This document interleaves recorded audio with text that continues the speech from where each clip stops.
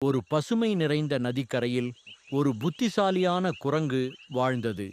அது மரங்களில் குதித்து பழங்களை சாப்பிட்டு கீழே இருக்கும் உலகத்தை ரசித்து வந்தது. ஒரு நாள் ஒரு முதலை நீந்தி வந்து குரங்குடன் பேசத் தொடங்கியது. குரங்கு மரத்திலிருந்து சில இனிப்பான பழங்களை கீழே வீசியது. நட்பு ஆழமடைந்தது.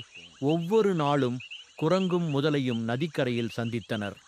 அவர்கள் தங்களது உலகங்களின் கதைகளை பகிர்ந்து கொண்டனர். மெல்ல மெல்ல அவர்கள் நெருங்கிய நண்பர்களாகிவிட்டனர். "நீ ஒவ்வொரு நாளும் அந்த குரங்கை பற்றியே பேசுகிறாய்" என்று கூறினாள். "அவன் இவ்வளவு இனிப்பான பழங்களை சாப்பிடுகிறான் என்றால் அவன் இதயம் எவ்வளவு இனிப்பாக இருக்கும்." அவள் முதலையிடம் குரங்கை வீட்டுக்கு அழைத்து வரும்படி கேட்டாள். விருந்தினராக அல்ல, உணவாக. ஆனால் மனைவியின் கோபத்திற்கும் பயந்தது. அது குரங்கிடம், "என் வீட்டுக்கு வா, என் முதுகில் ஏறிக்கொள், நான் அழைத்துச் செல்வேன்" என்றது. குரங்கு தனது நண்பனை நம்பி முதலை முதுகில் ஏறிவிட்டது. உண்மை தெரிய வந்தது. நதியின் நடுவில் முதலை கூறியது, "மன்னிக்கணும் நண்பா, என் மனைவி உன் இதயத்தை சாப்பிட விரும்புகிறாள்."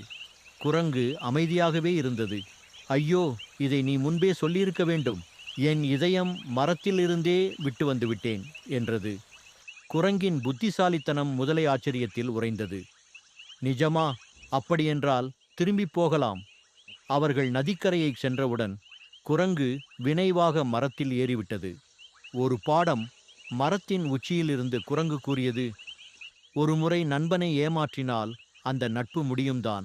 நான் சிறியவன், ஆனால் புத்தியால் பெரியவன்." முதலை சிரமமடைந்து அமைதியாக திரும்பிவிட்டது. முடிவு. குரங்கு மகிழ்ச்சியாக தன் மர உலகில் வாழ்ந்தது. அது ஒரு விஷயத்தை நன்றாக புரிந்து கொண்டது. புத்திசாலித்தன்மைதான் உண்மையான சக்தி.